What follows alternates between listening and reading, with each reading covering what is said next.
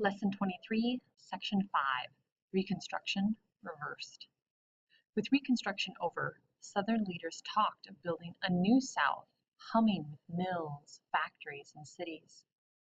Birmingham, Alabama became a major iron-making center, and the number of textile mills in the South grew rapidly between 1880 and 1900.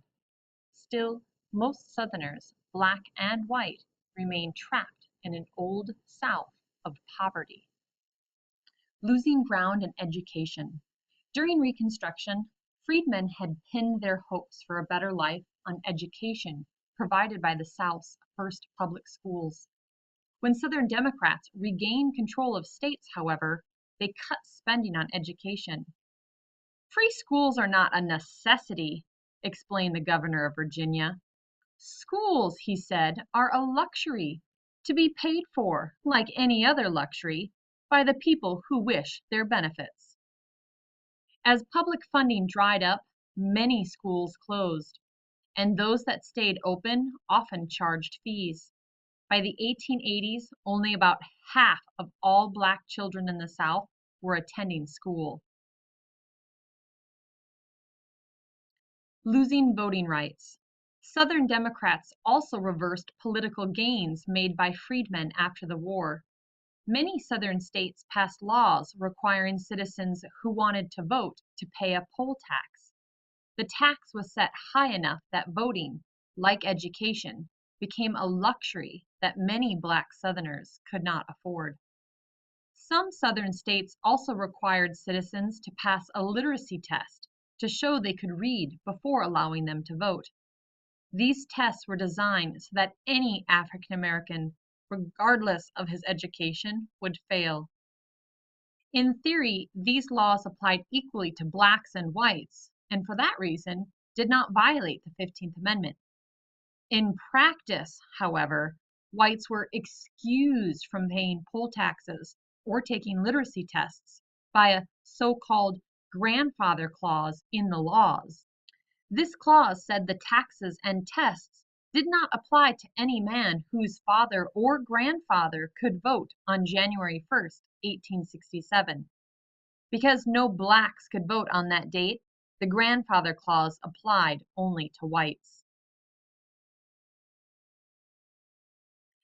African Americans protested that these laws denied them their constitutional right to vote. The Supreme Court, however, found that the new voting laws did not violate the 15th Amendment because they did not deny anyone the right to vote on the basis of race. Drawing a color line. During Reconstruction, most Southern states had outlawed segregation in public places.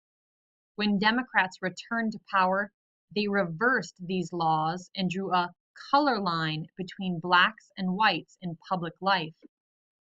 Whites called the new segregation acts Jim Crow laws, after a black character, Jim Crow, in an Entertainers Act in the mid-1800s.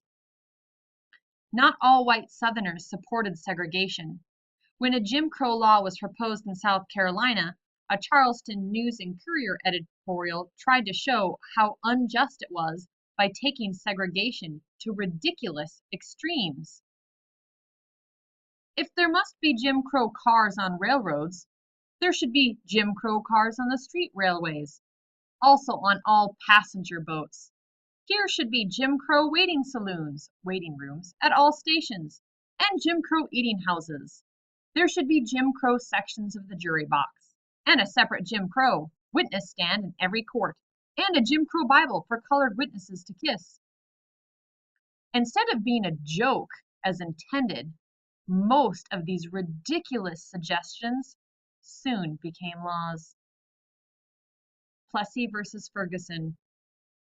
African Americans argued that segregation laws violated the 14th Amendment's guarantee of equal protection of the laws.